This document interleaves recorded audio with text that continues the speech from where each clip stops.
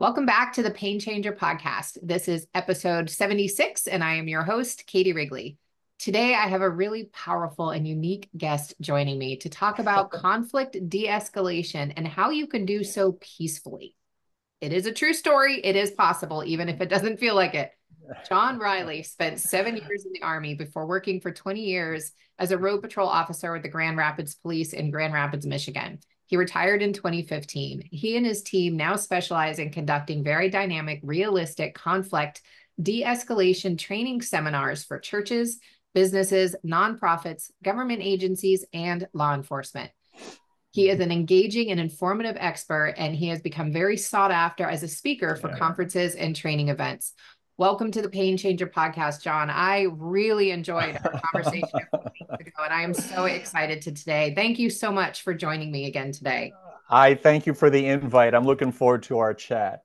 Yeah, me too. Me too. So, can you tell us a little bit, how did you get into conflict de-escalation? Because you were in the weeds. You could have gone multiple different ways with a background Yes. in the military and law enforcement. So, what got you into de-escalation? A simple question and request from someone at my church. I actually, when I retired in 2015, was actually well on my way into another career as a charter pilot. I Oh, had gotten my pilot's license when I was in high school back in the 80s and decided that, heck, that sounds like a great post-retirement gig, just flying half-drunk businessmen around. It sounds low stress, low key. And then one day, one of the security guys at my church asked me, "Hey, John, would you do a de-escalation class for our security team?" And I said, "Sure." And as I was putting it together, I just I call it my road to Damascus experience. I just had this overwhelming knowledge. This light went off in my head. I just knew that I was going to, or that I should go in this direction and help, beginning with church staff and volunteers, help them more effectively handle stressful confrontational situations. And from there, it just ballooned because they would go back to their businesses and their jobs and they would tell their bosses. And today, my team and I travel around the country. I speak at conferences. I mean, it just absolutely took off. And so that's what I've been doing since 2016. Yep. that is so awesome. So, what is important about de-escalation? If I could sum it up, I would just encourage people very strongly, stop taking things personally. The world really isn't out to get you. Yes, there are some really tough moments. You are going to get hit with some curveballs, but this is why it's so critical that you just maintain this self-discipline to stay flexible, adapt, improvise, overcome. Expect to be hit with curveballs and then adapt to it. It's not the end of the world. Your mindset is everything. If you have this victim mindset, oh, here we go again, I'm being victimized, it's the neighbor's fault, the government's fault, whatever, you're always going to be in this sense of stress and agitation. But if you realize, hey, you're not the only one, there are people, your neighbor probably is having a bad day too, or whatever, you start to realize, hey, we can get by this. And folks, if there's anything else, I would say, you have survived 100% of your worst days so far. You're going to be okay. Don't take things so personally. Oh, I love that. Every single person listening, I just want to repeat that you have Yeah. survived 100% of the bad Yeah. days that you've had in your life. So there's no reason to think that that will not continue. Yep. Oh, Yep. I And love that. just full transparency, I heard that somewhere along the line, and so that's not an original idea. I'm just passing it on because I think it's so appropriate. You've made it this far. You're gonna be fine. Yep. Yeah, and I actually use that a lot when I'm starting something new and I'm terrified. I'm like, I can do this. I can do this. I've Yeah. done scary things. I've done hard things. So before we hit record, we're actually having a really interesting conversation about how society has been, I'm going to just put it out there, not evolving. We're doing the opposite. We're devolving in our ability to communicate with others. And so you were talking about, you and your wife had started to watch a show recently. And what are you noticing? And I don't want to give the spoiler. I would love for you to just share what you were telling me, audience. And what are you seeing now versus what you see on this series that you just started to watch with your wife? Well, we have noticed that lately a lot of TV, and for those of us who are old enough to remember, they don't make TV like they used to. No. Right? And so we find ourselves streaming old shows. And so we recently started watching the early episodes of Candid Camera from back in the late 50s, 60s, and 70s, and just watching the way people interacted with each other, watching them being able to laugh at each other and laugh at themselves. The one gig that I saw that really resonated with me, because I know it would have ended violently today. They were in a diner. You have a Candid Camera crew drinking a coffee. They have the target next to them, and this person would deliberately reach over and grab a tip that was laid on the counter and then pocket it. And the gig and what they were trying to see is how this person would react and respond. And there were several people who would look at our suspect and say, "Hey, what are you doing?" Very kindly, not explosive, not violently, but just kind of like, "Are you crazy? What are you doing? That's not your money."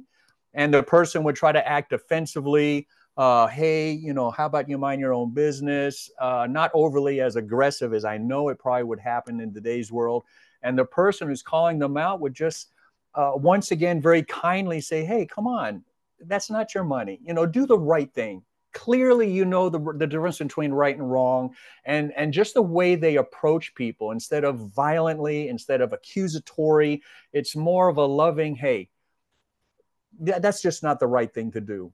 Right. And we just watch this stuff, and we enjoy watching and seeing a little glimpse of what was compared to what's going on right now. And you watch social media and stuff like that, and people are taking things so personally and they're so overly sensitive, and on top of that, they feel that the need to be explosive about it and let someone know that their feelings are hurt and so on, instead of taking a moment and taking a breath and considering, is it a misunderstanding on your part that this person said or did something? I'm just kind of going away from this Candid Camera thing, but I'm just trying to get people to slow down, take a deep breath, and stop taking things so personally, and just watching these old shows. Not a lot of foul language, not a lot of unnecessary nudity. It's just it was a different world. Yeah, it was. It was. In some ways, we have improved, and in other ways, we've Yeah, gone backwards. And our ability to communicate with each other and the art of debate is, to me, at least, one of the areas where we have gone backwards. And we really yeah. want to resolve that, because it's tearing us apart from the inside as a country. And we are not going to be able to continue to be the country as we are, flaws and all. No, I would no, still rather yeah. live here than anywhere else. And Oh, yeah. yeah, we can't maintain that if we are not able to come together as a united front with American to American, regardless of what your race, your background, wherever it is. If you cannot have a civilized conversation with someone, you are limiting what you're going to be able to do in life, because everything that you want, guess what? There's challenge and conflict and a boatload of it in between where you are now and that thing that you want in the future. Absolutely. And I don't think you knew about this, about me in our previous conversations, but I'm a foreign service brat. I grew up all over the world. My mother's Vietnamese. I know what abject poverty looks like. I've been in countries where abject poverty was a way of life. And I come back to this country and I see, sadly, a lot of Americans just absolutely do not appreciate. Oh Lord, I mean, you could really go down a different rabbit hole, but they don't appreciate what this country has, the possibilities, the opportunities. It's just whine, cry, and bitch and take things personally. And it's like, oh my gosh. I have cousins who came over here in 1991 when I came back from Desert Storm. I had a slew of cousins who got out of Vietnam. Today, they're business owners, homeowners. They still barely speak the English language, but they have done something with themselves Right. because of the American dream. And I have acquaintances who just whine, cry, and bitch. And it's like, oh my gosh, you have the same opportunities as my cousin did. Right. Do something with it. And it goes back to mindset. Because Mhm. when you talk to them and people like them, it's someone else's fault. I had a thing going, but then the government did this, the law did this, my neighbor did this, my uncle did this, and it's like, oh my gosh. Yeah. Yeah. Yeah. You can't And save everyone. no, and I think what some people don't realize when they're in that victim mode, because it feels powerful, because then you get people on, there's always someone who wants to be in the victim boat with you. You will never have a shortage of people wanting to hang out with you there. And every time you do that, you gave your power away. Yeah. Like Yes. they did that to you. Yes. You did nothing. Congratulations. You gave them that power. You took Yeah. away your own freedom and how you wanted to handle it. No one else did that for you. You did that for yourself. Exactly. And that's actually a key component of effective conflict de-escalation. I'm trying to get people to understand you don't have to get upset, offended, or frustrated with what someone else is saying or doing. Yep. You can take a deep breath.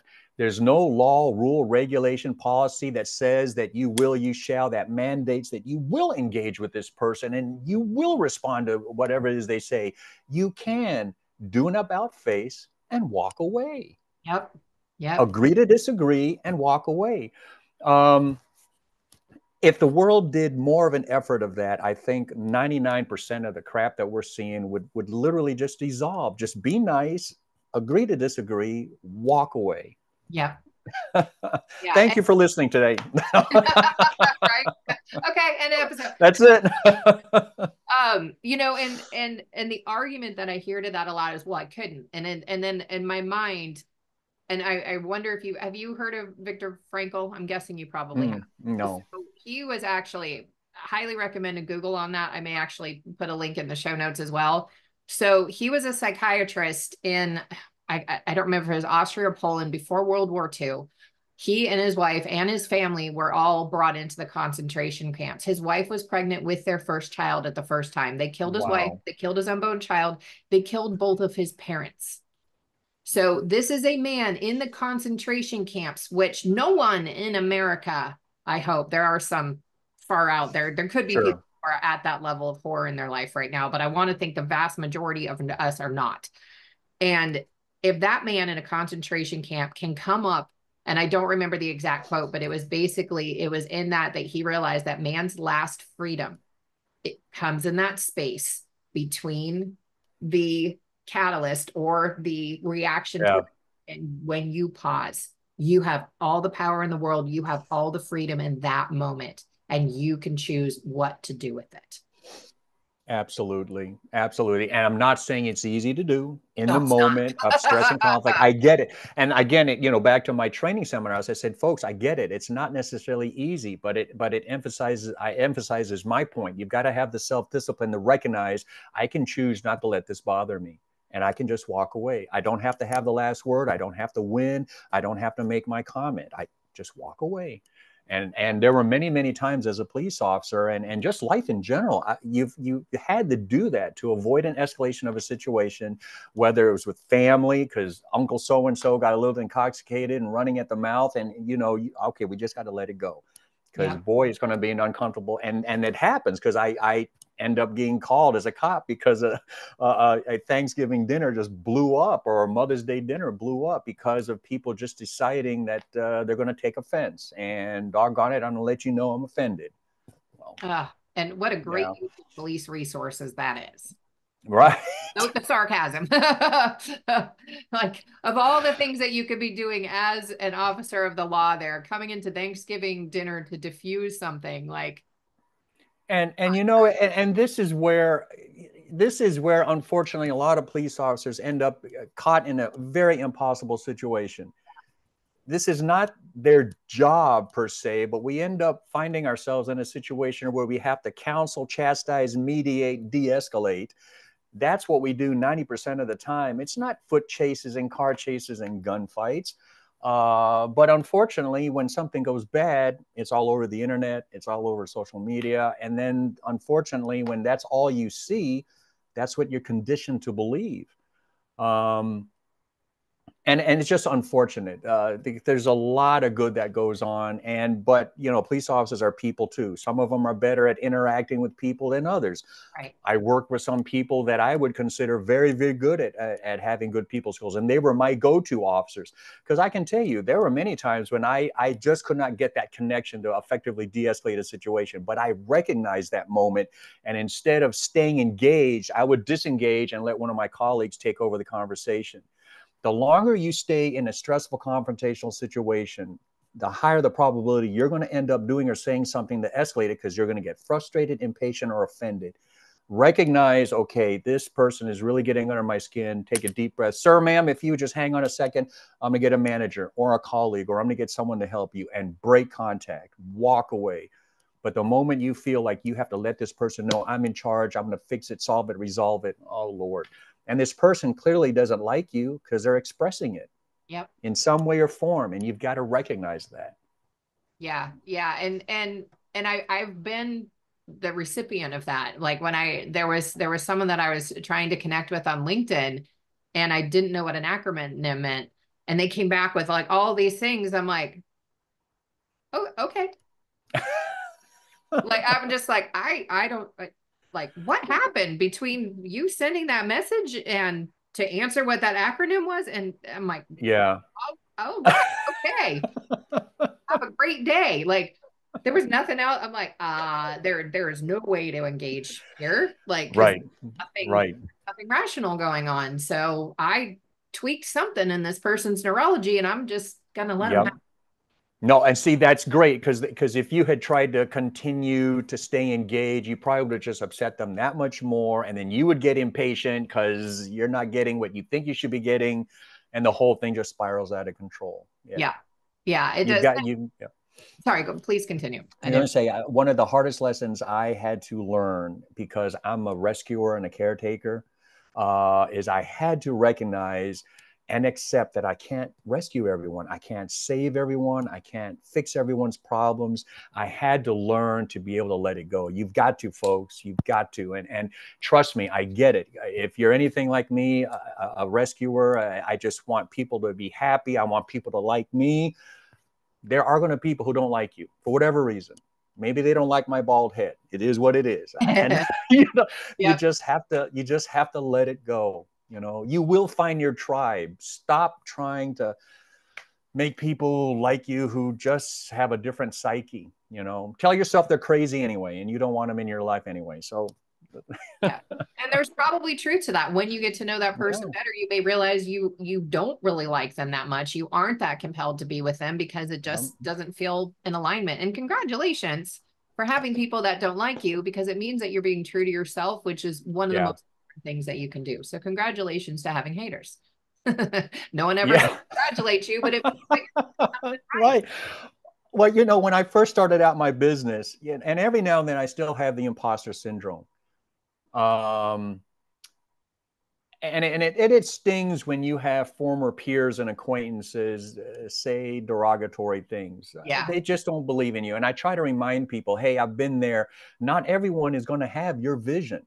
Not everyone is going to believe in you the way you do. And not everyone is going to make it to the top with you. You're going to have to be ready to shed them and just let them go. Some people are going to be in your life for a very short while. Right. Don't let it take you down. Don't alter your life dream, your life goal, and so on, just because someone doesn't like you or whatever. And time again, along that line of thought, through the years, I've talked to people who would have joined the military, but didn't because of the girlfriend or boyfriend they had, who they're no longer with anyway.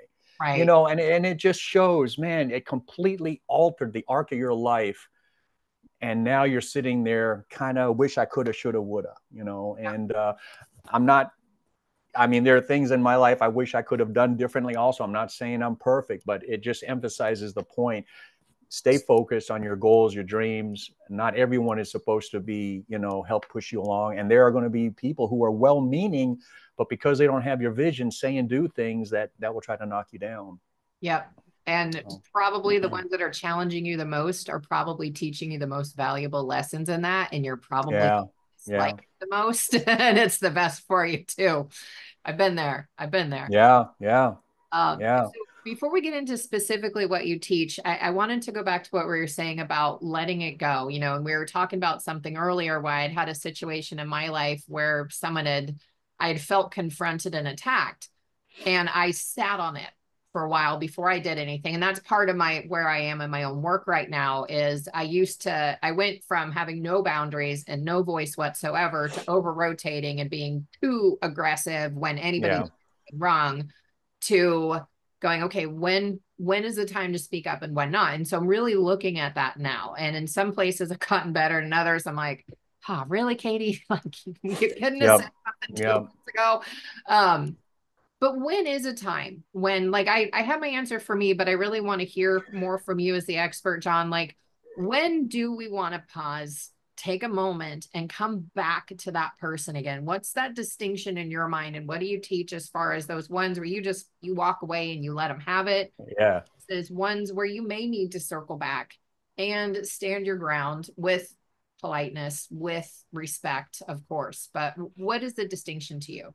My rule of thumb is that I pass on to people, and it's something I learned as a kid, because apparently this saying and adage has been going back for decades, but basically count to 10. If you are in some type of situation and someone says or does something where you just have an immediate, oh, that's when you've got to catch yourself, have that situational awareness and self-discipline to recognize, ooh, I need to just slow down, count to 10, because that really pissed me off. Mhm. Walk away, disengage, give yourself 24 hours.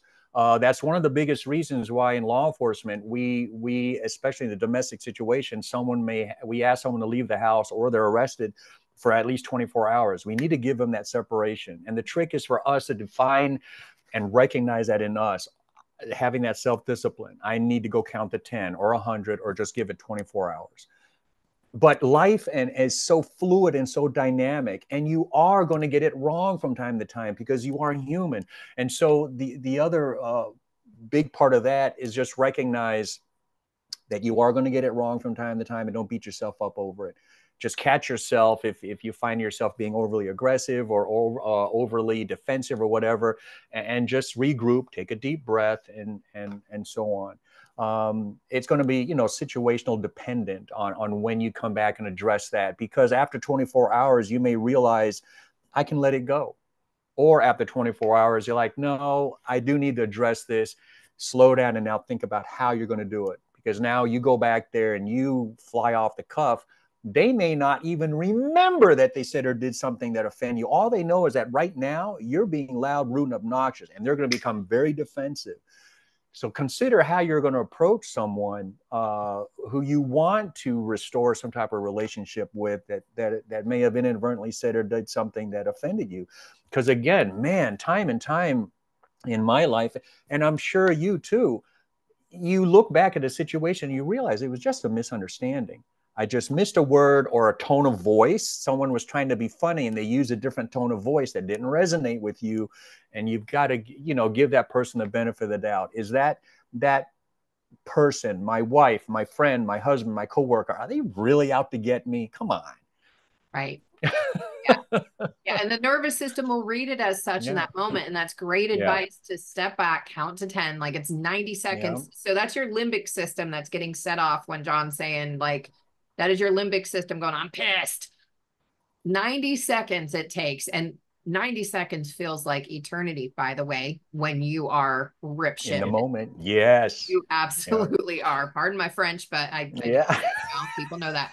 But it's 90 seconds to get up to the prefrontal cortex where a productive conversation can actually be a thing. And that 90 seconds, that is the longest 90 seconds of your life if you do not walk away. Like I've tried to, I'll grab my cognitive movement ball and that 90 seconds goes a lot faster. But while I'm just sitting there trying to go into the anger, like, oh, It's forever. Yes. it really Yes. is unbelievably so. Like, wow, this is the longest 90 seconds of my life. How?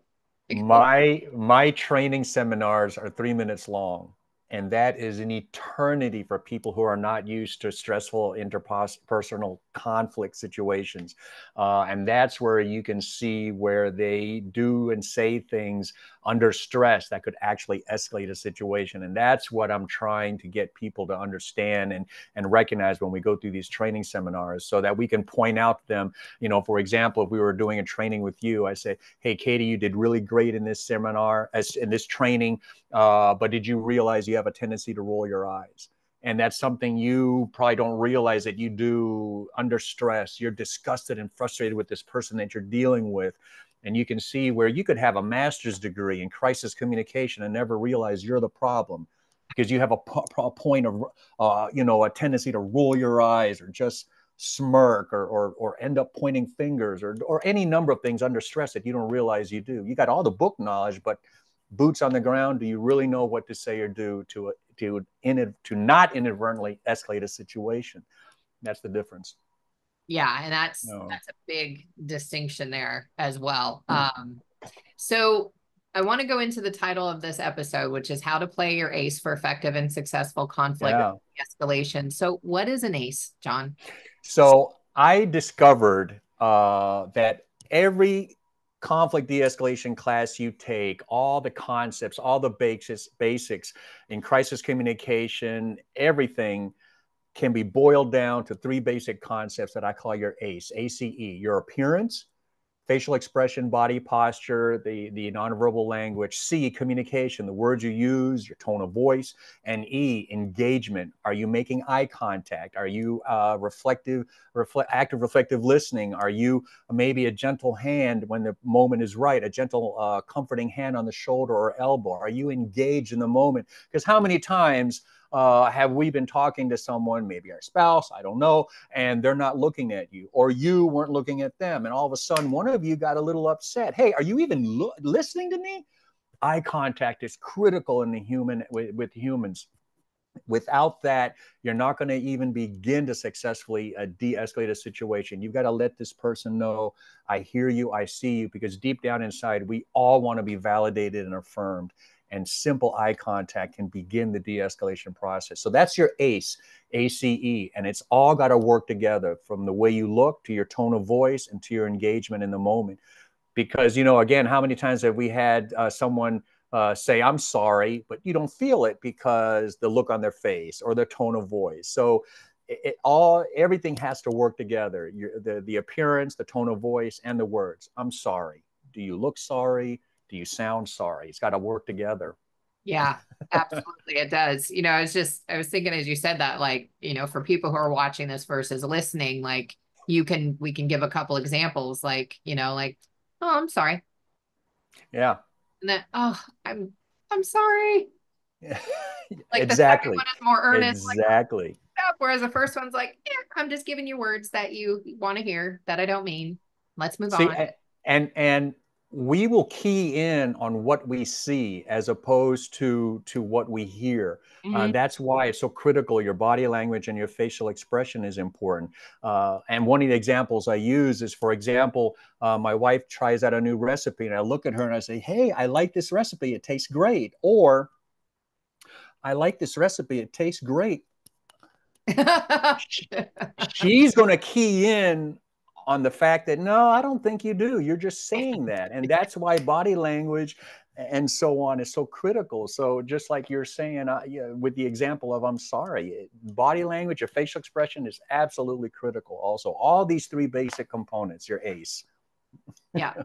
What can people do to start to hone the ACE, their attitude, their communication, all of the pieces? And I'm blanking on what the E is already. I'm sorry. Yeah, engagement. Engagement.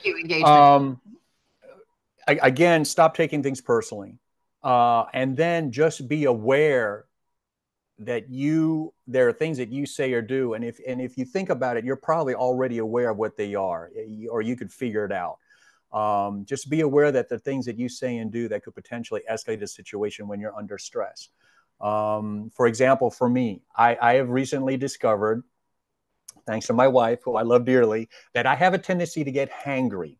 So I will get a little snippy if I don't get a Snickers bar or something. And I remember early on when I started my business, we're driving down the road. I got snippy about something, and there's a moment of quiet in the car, and then my wife very softly goes, "Yeah, that's very good, Mr. Gentle Response Instructor." And I'm like, "Oh, that's great." So and again, it just emphasizes, be aware of you. How do you react and respond to stress? Be aware and you've probably had people even comment to you things that you say or do. Just be aware of it. And a lot of this is being self-aware. Stop taking things personally. Be aware that in the moment you could potentially say or do things that could escalate a situation, which is why you need to give yourself distance and take a break, so that you don't right off the cuff say or do something that could make the situation worse. And how do you hone that? Is just For police officers and people in situations like customer service where you're dealing with that all the time, you have the opportunity to hone that. You're going to get it wrong, and after a situation you say to yourself, okay, that didn't work. What did I do or say wrong with Mr. Smith that hopefully if and when he comes back I can say or do different, or recognize that I don't have to engage with him at all. Yeah. Just think back of those times that you were in a stressful confrontational situation that did work out. Well, what were the things that you said or did? Nothing just happens to work out without one or both of you having the self-discipline to modify your tone of voice, or to really make an effort to listen to the other person. That engagement aspect of it. Again, it all works together. Your ACE. There's no immediate, hey, do A, B will happen to hone your skills. It's going to be a progress. It's going to be a journey, and it just requires you to put a little effort into it. Nothing just happens like that. No. That makes a lot of sense. And Yeah. thank you for sharing that. I was kind of thinking, especially of law enforcement. I love that you gave that tip of, hey, like if someone is continuing to engage with you, back away, let your partner take it. Like that's fantastic advice to help them continue to handle the scene and not get wrapped up in that and get into that point where now they're starting to get more engaged. And I was also thinking back when you were talking about candid camera, and now everybody's got that camera out. Like I was trying to think, okay, if that same situation with taking the tips off the table were to happen now, we'd have people taking pictures and shaming them on social media and all bashing them and feeding into that energy. And we Yes. we have a choice every day. Do we want to feed into positive energy, or do we want to feed into negative? And some days you may just need to have a pity party and feed into negative. Absolutely. Absolutely. Oh, so that's not going to be, that's not a good day to do conflict de-escalation. Just FYI, wait until you're in a better mood. Like that day Yes. that you're low on resources, not the day to try to do it. Yeah, Self up for exactly. success. So, but yeah, I was thinking like it, and if anybody had confronted them, it would have ended in violence, like you said, but the chance of someone confronting them is not that high. But everybody talking about them and making sure everybody else knew that they were pissed. And even if they knew the person, like I've seen people get tagged on like social shame. It's like, really? Yeah, Like you yeah, could yeah, have just gone to the person and said something. Like, really? Like, did you have to shame them? Like, I've seen exactly. families do this to each other. It's like, what are you doing? What are you doing? Bad mouthing your family member?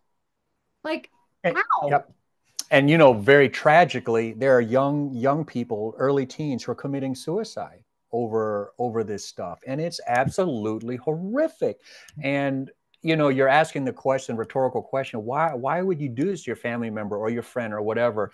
And that's unfortunately the world they grew up in. They just don't know any better. This is just what you do. You shame people and you take things personally and you put it on social media. It's tragic. It's a what's the word I'm looking for? It's a self-fulfilling. I don't. I was going to say self-fulfilling prophecy, but it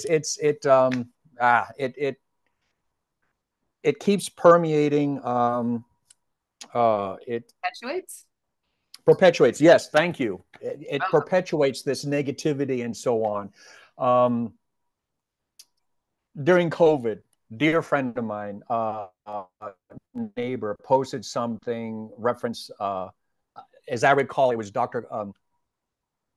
Fauci knew something along those lines, and I remember looking at it, and I had a chance to talk with her, and the conversation came around to that, and I asked her, I said, "How did you feel when you first saw that meme or that post?" And she goes, "Oh, it made me angry." I said, "Okay, there's enough anger and frustration and all that going on in the world right now, and I'm not saying that the meme and all that was wrong. I'm just asking you to slow down and consider when you reposted that, what was your purpose?" And she goes, well, I just wanted to share and let people know that Dr. Fauci knew. And I said, okay, but now you're letting everyone in your contact list and all that get pissed off also. And they're probably already frustrated with the lockdowns and all that stuff. And now we're perpetuating this. I'm not saying that was necessarily wrong. I'm just asking you to consider the effect and the ripple effect of continuously posting this stuff out there and the rhetoric and so on, all it's doing is making people very, very upset. And some people have a quicker breaking point than others, and they end up and doing crazy, crazy things, whether it's domestic violence or they drink too much and they go drinking and driving. But I mean, just slow down and consider. People are watching what you post. They're watching what you say. They're watching how you treat people. They're watching how you treat the waiter and the waitress and all that. People are watching you. Just Mhm. imagine yourself on a candid camera 24/7. And so Yeah. the world is dynamic and fluid and stressful enough as it is. Are you helping, or are you just part of the problem? So Yeah. she and I had a wonderful conversation, and I would not have gone as far as I did, because again, sometimes you can just feel with someone. There's no point even bringing this up, because they just, I don't even bother. I Right. know a guy who absolutely convinced the world is flat. I can't deal with him. I just You just got to recognize some people you can have in your orbit, and some you got to let go. So, Yeah, so yeah. I actually I know a couple of people who are convinced that the earth is flat, which oh, fascinates me. yeah, And there is someone that just popped into my head that I met briefly that was so certain that Obama is the cause of all the issues today. I'm like, I don't even understand that connection, but yeah, okay. Like yeah, like yeah, and back like when I first met him, I didn't have the awareness I have now to just be like, you have that. I got nothing. Like, okay, yeah, reality exactly. have it. Yep. And so it's like argued with him at first and it did nothing. But No, exactly. you touched on something there. Like we know the energy is contagious. We hear all the science about how Yeah. some of the five people we're closest to. And so if you find that you're one of these people who's been reactive and you've been antagonizing and you've been adding fuel to the fire, give yourself a break. You can start to do it differently from this day forward, and understand that part of the reason you're doing that is that you're seeing other people do it and they're making it okay, which is training you into that behavior. But you can choose to say, this actually doesn't feel good. I don't like how I feel when I get into conflicts with people. I'm going to learn a different way to do this. Just because Yes. everybody else tends to do that, you don't have to at all. At all. That's exactly right. And I talked to a lot of people who've just simply got off of social media. Just get away from the negativity. Were it not for the fact that I use it mainly for business and stuff like that, I'd probably get off it too. I just, Same. yeah. Yeah. It's just, yeah, And I don't look at it at night at all. Like yeah, my phone goes into do not disturb. I'm not looking at it because my yeah, nervous system needs to be detached. And like yes, I found myself because it's like catnip. You want to go look for the drama. yeah. That's why they make the news dramatic. That's why so That's it's right. like, oh, what else is out there? What else is out there? And I was like, what am I doing to myself by looking at this? No, Yeah, I don't need to see this. I yeah. don't need to see this. I don't need to see this. That's good. And I'm glad you shared that. I'm the same way. And for people who are watching this, again, we're not perfect. We have the same temptations. It's just that we try a little harder to fight it, turn off the phones, and watch Candid Camera and the shows from the 60s, the old Dick Van Dyke Show or whatever. Just go back to watching the good old shows where it's not crazy and so on. So yeah, be able to disconnect. I talk to a lot of people who've done that, and they're happier than happy can be. Oh yeah. Oh yeah. Yeah. I follow Yeah. this app Heroic, and the founder Brian Johnson, like Mm. he's literally never on his phone. He lets his wife handle all the social Yeah. stuff. Like, and he's like, I don't know anything that's going on. And it's because he can go research the things that he Yeah. wants to know more about, but he's not Yeah. getting subjected to everybody's opinion. He's allowing himself to do the research he wants to do, form his own opinion before he's seeing Yeah. what other people think about it. Like, how about Yes. like get our own opinions before we see what everybody else thinks? What do we think of this? Let's find out.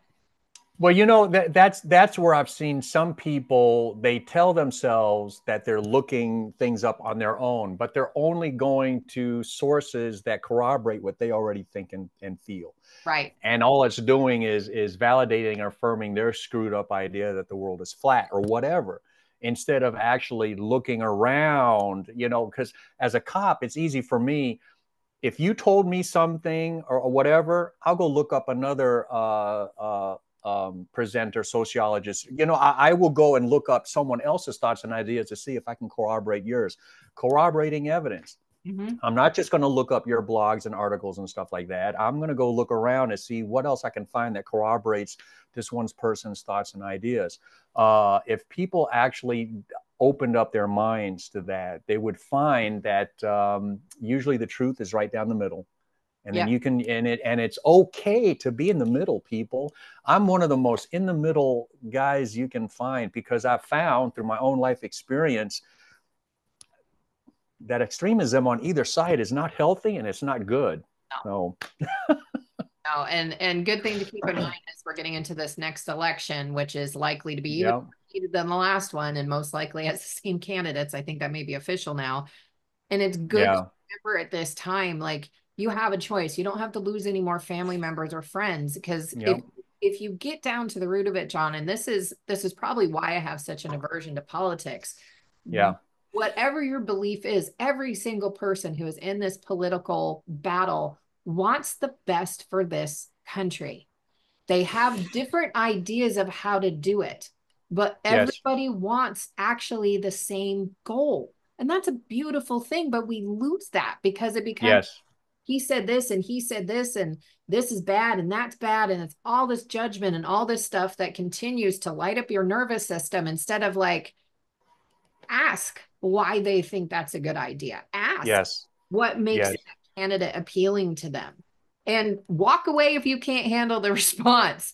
But right, right, ask them, like, why do you think President Biden is doing a good job? Why do you think having former President Trump in the White House again would be a good idea? Like, what is your why there? yeah, yeah, yeah. And listen to the answer. Give it an honest shot. To me, I would love for both sides, everybody, to stop with the inflammatory rhetoric. Yeah. That does not help. The comparison to Hitler, the comparison to jackboots, Yeah. it's only designed to piss people off. And I wish more people would recognize that and catch themselves and say, you know what, you're just trying to get me all worked up. And Yep. then ask questions. Is there really this or that or whatever? Yeah, slow down, take a breath, folks, and don't let all this rhetoric and inflammatory rhetoric and stuff just jack you up. Gosh, because what happens is now you go to work and you're going to be snippy at someone inadvertently, to a customer, client, a coworker, or you go home and you take it out on your wife or your husband or your kids inadvertently, but you don't realize you're under stress because of some stupid stuff you heard on the radio or on social media. Yep.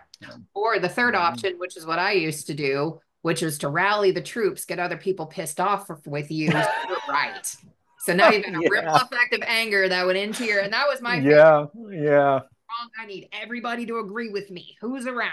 Get on my boat. Get on my That's right. oh, Yeah, and it yeah. felt good and empowering. And then later It it's did. like, oh man, that was kind of shitty to do. Like, That's goes out of your right. sales. It's like, all right, that wasn't the smartest thing.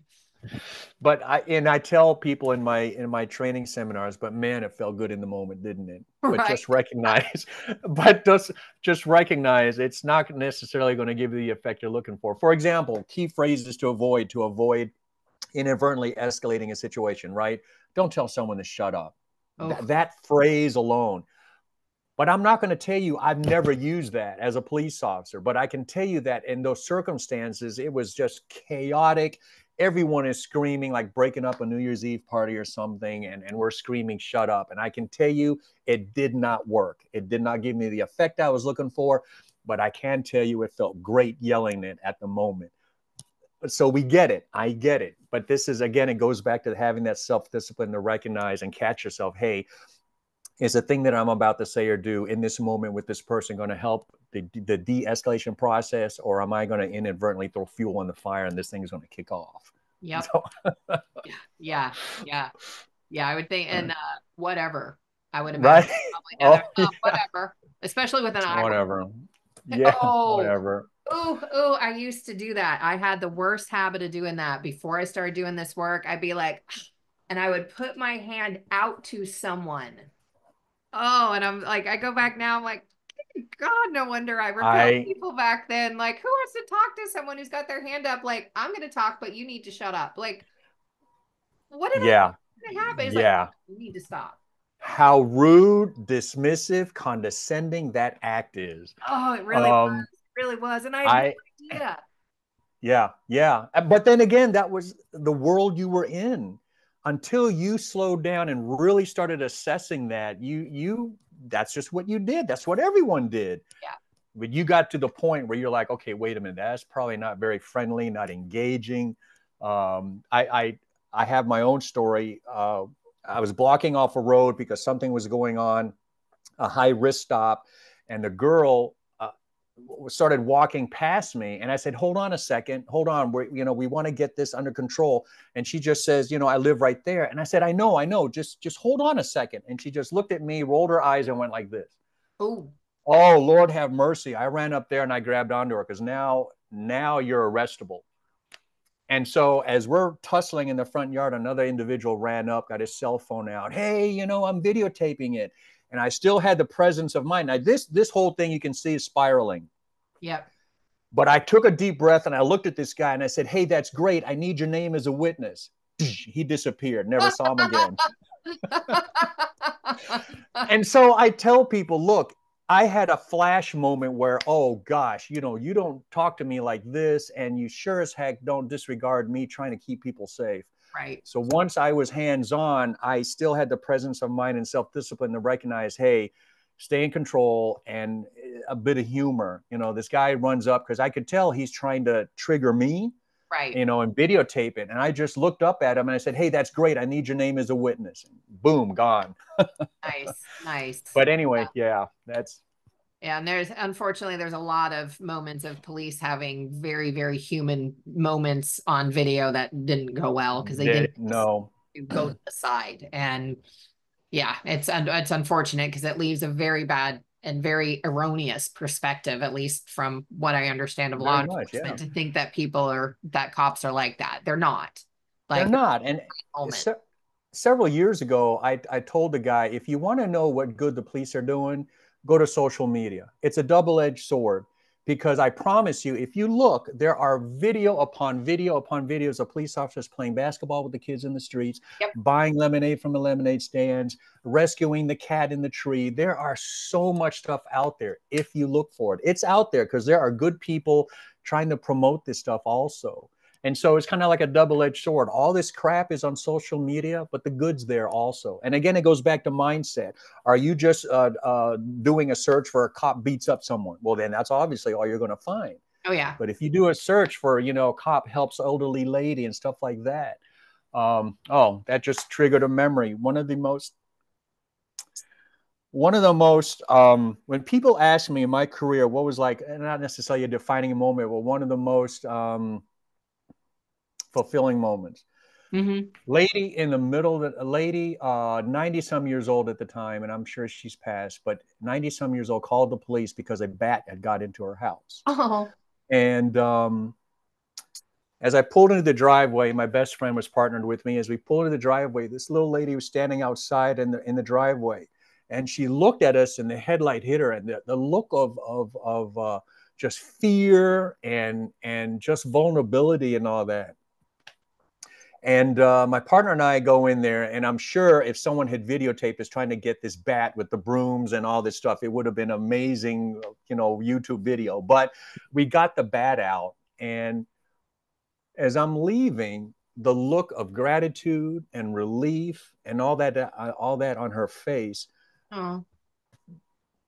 When people ask me, yeah, tell us something exciting, dead bodies and accidents and stuff like, no, man, I want to tell you about what it made me feel like. And I know a lot of other police officers have these moments where there's this one moment or two where it just resonates with you that you made a difference, man. You made a difference. And so every year I teach police officers, in Sandusky, Ohio, and I teach them de-escalation. And I always end the class with some personal stories, and I emphasize to them, you do make a difference. despite all the rhetoric and all the crap and the hate and the anger, I need you to know you make a difference, because I don't need another officer eating their gun in the middle of the night because they feel so despondent and so useless. You do matter, and you do make a difference.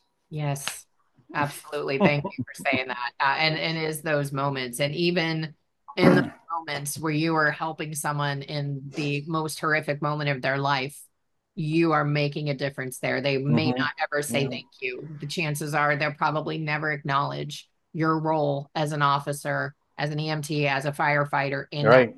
moment, because they can't take it in, because their whole world has just been blown apart and you were there for them. So thank you Yep. so much for that work that you're doing. Yeah. Yeah. Thanks. Yeah. And Yeah. yeah. No. Yeah. I actually got dive bombed by a bat in my parents' house. I would have loved to have. Oh, really? I was capable. Well, not at the time. I was totally frozen fear, but Oh.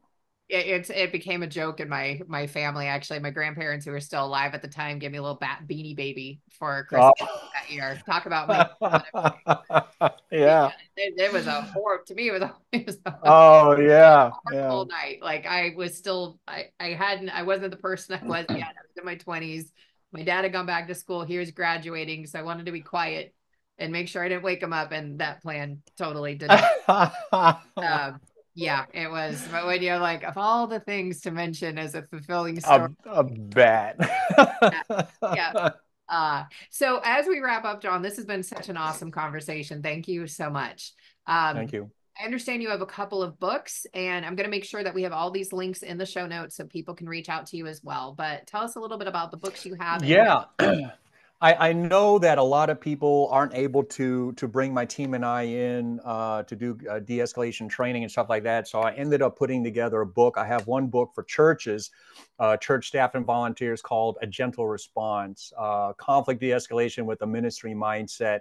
And the name of my business in the book is inspired by the Message translation of the Bible of Proverbs 15:1. It says, a gentle response diffuses anger. And I've seen that happen.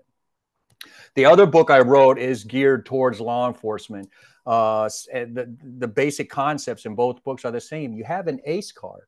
And if you're aware of that ACE card and you play it, just like in any card game, you can misplay your ACE card and lose that hand, but you have an opportunity to reshuffle, redeal, and then get back into the game. Just be aware that you have this ACE card. So I have a book for law enforcement. It's called Practical De-Escalation for Patrol, and both books are on Amazon in ebook format and in paperback. Nice. Thank you. And I'll make sure, like I said, to include those links. I love that idea of having an ACE card, because that's everybody wants Yeah. the cards, right? So everyone is Yeah. holding an ACE card. How are you going to use it? Yeah. Yep. It's up to you. Yep. Yeah. Awesome. Is there any Yeah. last thought you want to leave the audience with, John, before we wrap up? Just want to reiterate, folks, don't take things personally. Just don't. Take a deep breath. Give the other person the benefit of the doubt. They probably don't have the same self-regulating skills as you do, stress management skills you do, or the support system you do. They just loud, rude, and obnoxious. That doesn't mean you have to get all bent out of shape and frustrated, impatient, and offended by it. Just don't take things personally. Take a deep breath. It's going to be okay. Yes. Thank you very much. Wonderful thought to end on. Thank you again for your time today, John. I appreciate you. Absolutely. And thank you to everybody who's listening and watching. We appreciate you as well. And I hope you're going to join me next week. I haven't been doing weekly episodes, but I have the honor of introducing you to a fellow cognitive movement practitioner who was the wife of a first responder for 19 years. Mm. And her experience in being a wife and a mother in a first responder family, and what she has been able to do for herself and how she can actually help you now. So I hope you'll come back and join me again next week. Until then, have a wonderful day, and thank you so much for listening. All right.